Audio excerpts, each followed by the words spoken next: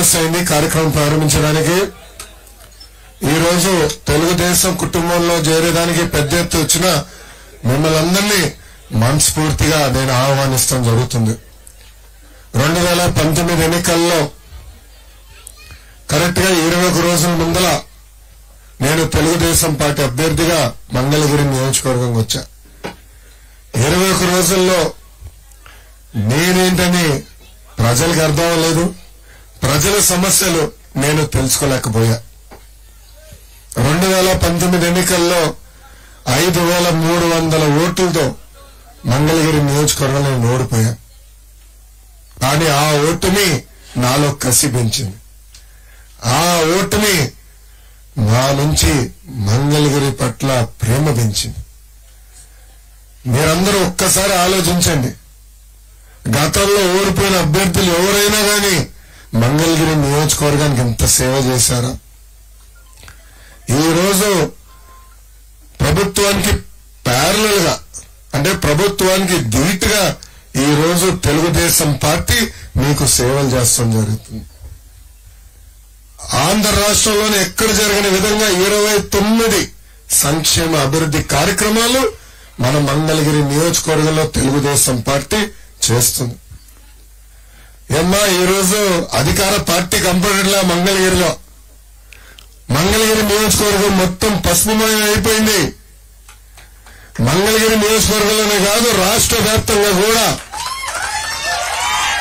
72 రోజుల్లో మళ్ళీ పసుపు జెండా ఎగురుతుంది. మన సమస్యలు మళ్ళీ చంద్రబాబు నాయుడు గారే పరిష్కరిస్తారు. ఏమా ఎన్నికల ముందు ఏం చెప్పాడు? మద్యం దుకాణాలు తీసేస్తా అన్నాడు. తీశాడా తల్లి? లేదు. ఎన్నికల ముందర ఏం చెప్పాడు? కరెంటు ఛార్జీలు తగ్గిస్తాడని. ఇప్పటికీ 9 సార్లు కరెంటు ఛార్జీలు పెంచారు. ఆర్టీసీ ఛార్జీలు పెంచారు. గ్యాస్ ధర పెంచారు. డీజిల్ ధర పెంచారు.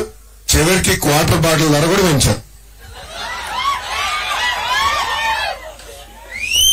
ఏం క్వార్టర్ బాటిల్ ధర తగ్గించాలా? అందరు ఫుల్ జోష్లో ఉన్నారబ్బా. ఇంకా మంగళగిరి నియోజకవర్గంలో నన్ను చూసి బడ్జెట్ లో అయితే డబ్బులు కేటాయించారు. 1,000 కోట్లు మంగళగిరి అభివృద్ధి కోసం ఖర్చు పెడతాను. ఒక్క ఇల్లు గట్ల, ఒక డ్రైన్ సరిగేలా.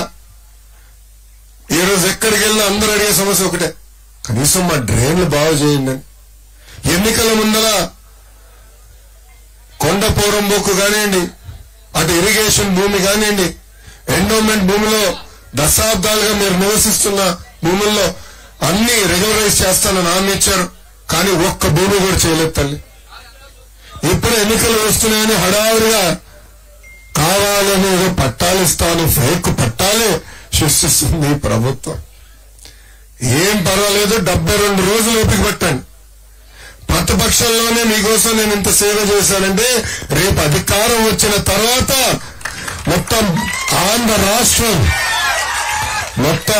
రాష్ట్రమే మంగళగిరి వైపు చూసి అమ్మాయి ఇంత అభివృద్ధి జరుగుతుందా అని చూసే విధంగా చేసే బాధ్యత నాదని ఈ సభాముఖంగా తెలుపుకుంటూ ఈ రోజు నాకు ఇంత అద్భుతమైన అవకాశం ఇచ్చిన మంగళగిరి ప్రజలందరికీ పేరు పేరున నా హృదయపూర్వక ధన్యవాదాలు తెలుపుకుంటూ మీ అందరి గురించి నేను సెలవు తీసుకుంటున్నా. అందరికీ నమస్కారం. జై హింద్, జై తెలుగుదేశం.